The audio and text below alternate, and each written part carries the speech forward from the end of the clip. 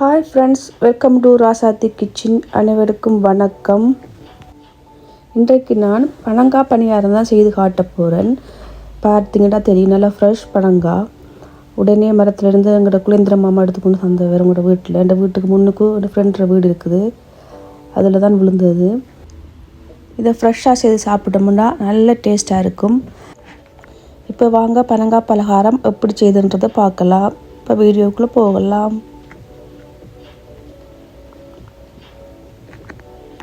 முதல்ல இந்த ஃப்ரெஷ் பனங்காய் எடுத்து கறியெல்லாம் சமைச்சிட்டு அதை அடுப்பில் நீங்கள் சுட்டெடுக்க வேணும். சுட்டெடுத்தால் தான் அந்த பனங்காய் பலகாரம் செய்கிறதுக்கு இந்த பானி டேஸ்ட்டாக இருக்கும். இப்படி தான் அம்மாவெல்லாம் சுட்டெடுத்து தான் செய்வாங்க.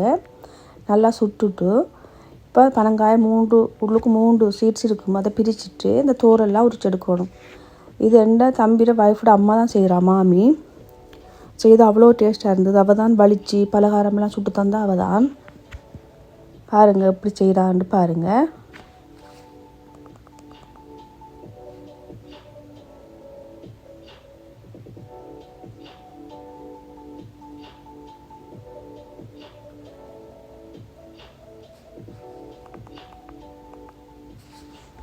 நான் அவளுக்கு ஹெல்ப் பண்ணி கொடுத்தேன். அப்போ அவள் செய்தா, அம்மாவும் சேர்ந்து தான் ஹெல்ப் பண்ணி கொடுத்து செய்தா. 3 பனங்காய் சுட்டுனாங்க. 3 பனங்காயோட தோலெல்லாம் பிரித்து எடுத்துட்டு இதை வலிச்செடுப்பாங்க கரண்டியால். பாருங்கள் இப்படி செய்கிறாண்டு. இப்படி ஒவ்வொரு பனங்காயாக வலிச்சு எடுப்பா. எல்லா பனங்காயும் வலிச்சு எடுத்துட்டு காட்டுறேன்.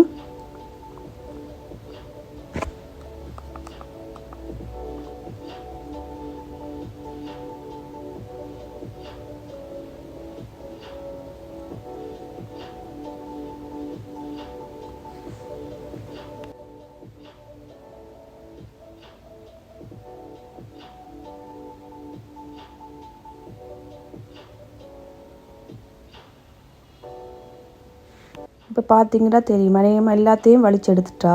இப்போ கடைசியாக உண்டை வலிக்கிறா.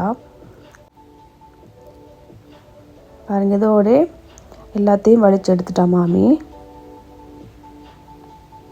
இப்படி தான் நாங்கள் கையில் வச்சு வலிச்சு எடுப்போம். பாருங்கள், எல்லாத்தையும் வலிச்சு எடுத்தாச்சு. இதுக்குள்ளே கொஞ்சம் தண்ணி விட்டு நல்லா மிக்ஸ் பண்ணி எடுக்க வேணும். அப்போ தான் வடிதட்டில் வடிக்க ஈஸியாக இருக்கும்.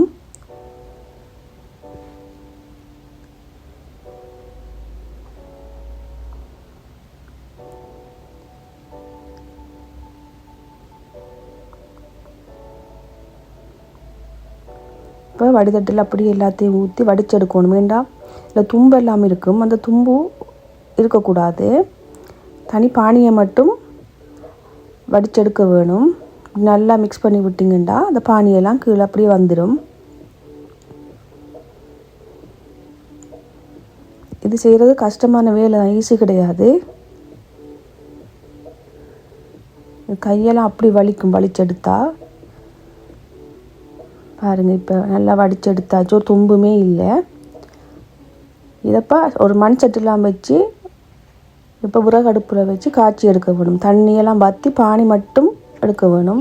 ஏன்னா அந்த பானி ஏன் அப்படி செய்கிறேன்டா டேஸ்ட்டும் நல்லா இருக்கும் சாப்பிட்றதுக்கு பலகாரம். இதை ஃப்ரிட்ஜில் வச்சு நீங்கள் ஒரு 3-4 மாதம் கிடாமல் இருக்கும். ஃப்ரிட்ஜில் வச்சு சுட்டு சாப்பிடலாம். இந்த கடைகளில் விற்கிற மாதிரி நீங்களும் இதை வீட்டில் வச்சு ஃப்ரிட்ஜில் வைக்கணும். நல்லா காய்ச்சிட்டு ஆற விட்டுட்டு ஒரு பொட்டில் போட்டுட்டு ஃப்ரிட்ஜில் வச்சிங்கன்னா 3-4 மாதம் கிடாமல் இருக்கும்.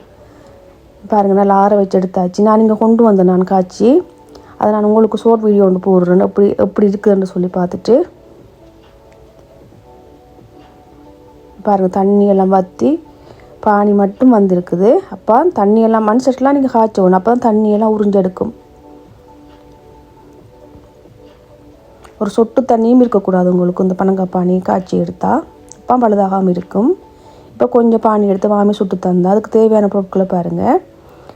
சுகர் எடுத்துருக்கிறேன், தேங்காய் பூ, கோதுமைமா. நீங்கள் எந்த அளவுக்கு பானி எடுக்கீங்களோ அந்த அளவுக்கு பொருட்களையும் போட்டுக்கொள்ளுங்க. இது கொஞ்சம் ஒரு பபுள் அளவுக்கு, சின்ன பபுள் அளவுக்கு தான் எடுத்துருக்குறேன் பானி. அதுக்கு ஒரு 3 ஸ்பூன் தேங்காய் பூ போட்டிருக்குறா மாமி. ஒரு 3 ஸ்பூன் கோதுமைமா போட்டிருக்குறா.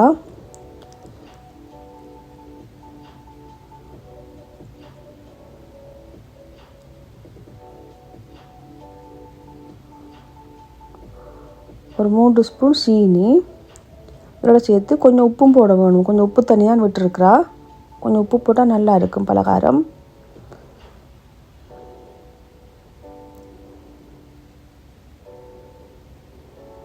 நல்லா மிக்ஸ் பண்ணி பாருங்கள். கொஞ்சம் உப்பு தனியாக விட்டுருக்குறா. விட்டுட்டு நல்லா மிக்ஸ் பண்ணி விடுங்க.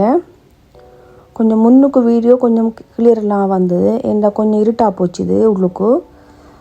அதனால் வெளியே வச்சு தான் அதை செய்கிறோம். இது நல்லா கிளியராக இருக்குது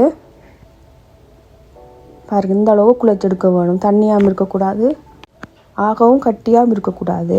இந்த அளவுக்கு இருக்கணும். அப்போ தான் நீங்கள் போட ஈஸியாக இருக்கும். இப்போ விறகு அடுப்புலாம் நாங்கள் பொரிச்செடுக்க போகிறோம். சட்டியை வச்சு நான் தாச்சி தான் வச்சுருக்கிறேன். ஆயிலில் நல்லா கொதிக்க விடணும். கொதிக்க விட்டுட்டு இப்படி கையால் அப்படி எடுத்து போடலாம். நீங்கள் ஸ்பூனாலேயும் போட்டுக்கொள்ளலாம். மாமி வந்து கையாலாம் போடுறா. போடக்குள்ளே கொஞ்சம் கையால் போடக்குள்ளே பார்த்து போடுங்க.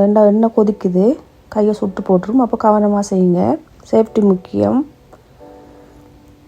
விறகடுப்புன்றதால புகை வந்து கொண்டு இருந்துச்சு. வீடியோ கொஞ்சம் கிளியர் இல்லாமல் இருக்குது. முன்னுக்கும் அப்படித்தான் இருக்குது வீடியோ கொஞ்சம். விறகடுப்பில் செய்யக்கூட புகையாக வந்து கொண்டு இருக்கும். ஆனால் விறகடுப்பில் செய்கிற சாப்பாடெல்லாம் நல்ல டேஸ்ட்டாக இருக்கும். ட்ரை பண்ணி பாருங்கள். நான் போன நேரம் பனங்காய் சீசன், அதனால் சுட்டு சாப்பிட அவ்வளோ டேஸ்ட்டாக இருந்தது. உங்களுக்கும் பனங்காய் பழம் கிடச்சிதுன்னு சொன்னால் இப்படி செய்து சாப்பிட்டு எனக்கு கமெண்ட் பண்ணுங்கள் எப்படி இருக்குன்னு சொல்லி. இந்த வீடியோ பிடிச்சிருந்தா லைக் பண்ணுங்கள், ஷேர் பண்ணுங்கள், கமெண்ட் பண்ணுங்கள். மறக்காமல் சப்ஸ்கிரைப் பண்ணுங்கள். இப்போ பாருங்கள் பிச்சு காட்டுறேன்னு எப்படின்னு சொல்லி அவ்வளோ டேஸ்ட்டாக வந்துச்சு இந்த பனங்காய் பலகாரம். தேங்க்யூ மாமி இந்த பலகாரம் செய்து தந்ததுக்கு. நன்றி, வணக்கம். அடுத்த வீடியோவில் சந்திப்போம்.